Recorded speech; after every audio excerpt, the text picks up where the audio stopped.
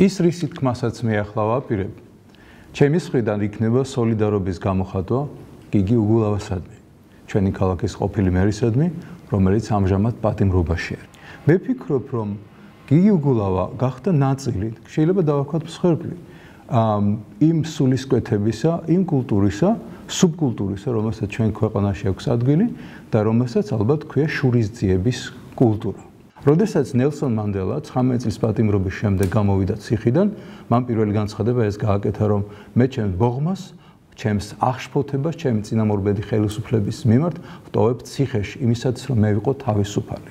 იმისაც რომ ჩვენ შევქმნათ თავისუფალი საზოგადოება, სადაც ადამიანი თავისუფლად ისუნთქებს, საჭიროა შურისძიების გზნობა და განცდა, ერთხელ და სამბოლოოდ იყოს ამოშანთული. ადამიანი ფასდებოდეს არა პოლიტიკური კუთვნილების მიხედვით, არამედ იმ შრომის, უნარისა და ღირსების მიხედვით, რომელიც მას აქვს.